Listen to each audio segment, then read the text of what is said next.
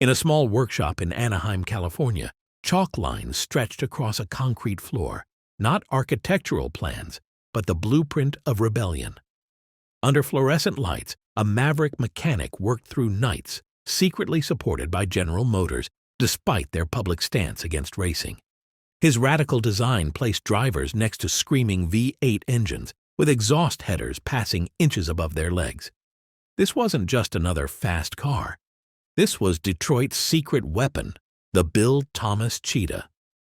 The year was 1956, and in the sunny city of Anaheim, California, a man named William P. Bill Thomas started a journey that would change American racing history. Born on May 28, 1921, Thomas began his work at C.S. Mead Motors, where he spent his days modifying Chevrolet Corvettes, faster and better for racing. By 1960, Thomas had grown so good at his work that he opened his own business, Bill Thomas Race Cars.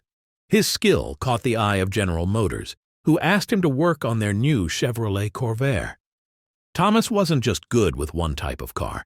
He worked his magic on the 1962 409 Bel Airs and Biscaynes, making them perfect for drag racing. He even built a special Chevrolet stock car for Louis Unser, who drove it to win his class at the famous Pikes Peak International Hill Climb. But in 1963, something big happened. Vince Piggins, who ran General Motors' Performance Product Group, secretly agreed to help Thomas build a new kind of car. This car would try to beat Carroll Shelby's Cobra, which was winning all the races at the time.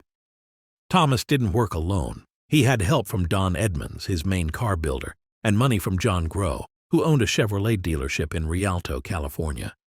Thanks to Thomas's connections with Chevrolet, they got all the best parts: a Corvette 327 engine, a Muncie transmission, and special rear-end parts. They also used Chevrolet passenger car spindles and NASCAR-grade Chevrolet drum brakes. Every part was chosen to make the car as fast as possible. The way they designed the car was different from how most people did it. Edmonds laid out all the parts on the shop floor and used chalk to draw where everything would go. He didn't make fancy blueprints, just simple drawings showing the main parts and how big they needed to be. This might seem too simple, but it was how Edmonds had always worked, except for his last few race cars for the Indy 500. The first two cars they built were special. They had aluminum bodies made by California Metal Shaping. An aircraft windshield company made the windows. Don Borth helped Edmonds put these cars together. The second car, known as number 002, was sent to the Chevrolet Engineering Center for testing. After these first two cars, they switched to making the bodies out of fiberglass. Two companies made these bodies, Contemporary Fiberglass and Fiberglass Trends. They chose Contemporary Fiberglass to make most of the bodies because there were problems with the molds at Fiberglass Trends.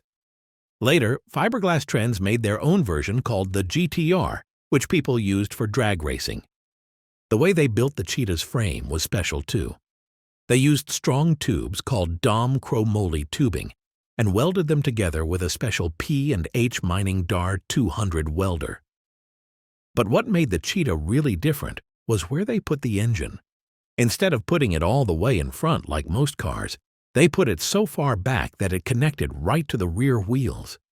This meant the driver's legs had to go beside the engine with hot exhaust pipes running right over them. The builders had to make special curved spaces for the driver's feet to fit around these pipes. In early 1964, they started working on an even better version called the Super Cheetah. They wanted this car to race at Le Mans, but it never got finished. The Super Cheetah had lots of improvements. It was wider inside for the driver's comfort, had better steering, and was stronger in many ways. But when Chevrolet stopped supporting the project, work on the Super Cheetah stopped too. The Cheetah's racing story is full of ups and downs. They first wanted Dave McDonald to drive it. He and Thomas had worked together before with Corvettes.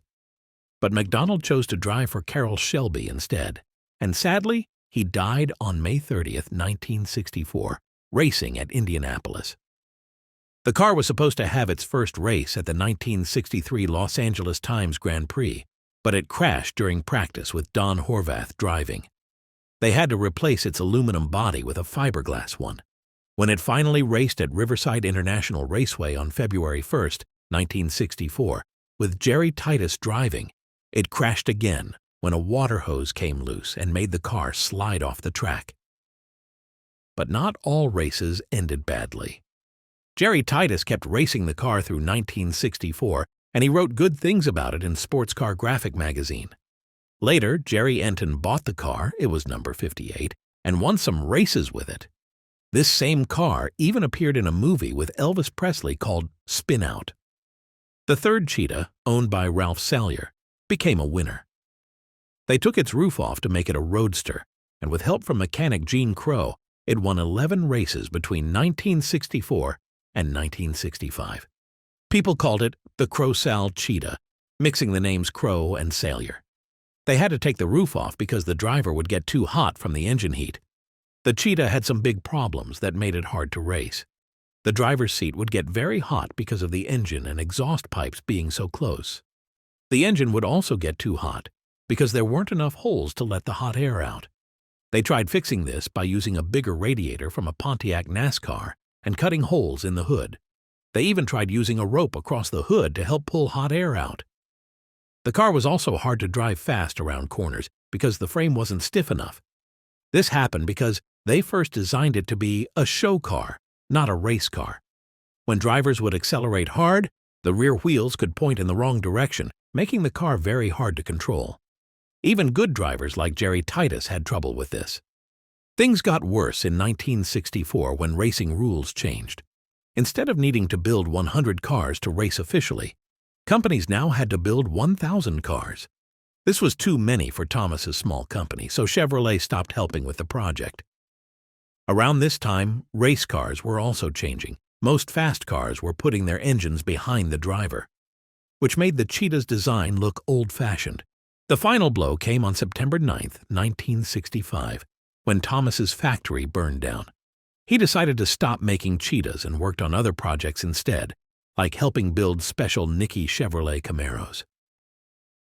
The last real Bill Thomas Cheetah was delivered in April 1966. Nobody knows exactly how many Cheetahs were built, but most people think it was between 19 and 23 cars, with 33 bodies made. We do know about many specific cars, though. The first aluminum car went to Chevrolet and might have been used to start building the Super Cheetah. Another aluminum car, number 002, also went to Chevrolet for testing. The factory made at least 10 complete cars that we know about, plus several unfinished frames. The Cheetah story didn't end with Bill Thomas's death on October 10, 2009. His son, William P. Thomas III, got the official trademark for Bill Thomas Cheetah in 2013. This means he owns the rights to use the name on race cars, car parts, clothing, and other items. In 2014, people brought their Cheetahs to Road America for a special 50th anniversary celebration. Bill Thomas's family came to see all the cars their father had created. Today, the few original Cheetahs that still exist are worth a lot of money. People love them not just because they're rare, but because they remind us of a time when a small group of car builders in California tried to beat the biggest names in racing. The Cheetah might not have won as many races as the Shelby Cobra, but it showed what American car builders could do with determination and creativity. From its unusual design to its impressive speed, the Bill Thomas Cheetah remains one of the most interesting cars ever built in America. It's a reminder that sometimes the most exciting stories in racing aren't about the cars that won the most races, but about the bold ideas and brave people who dared to try something new.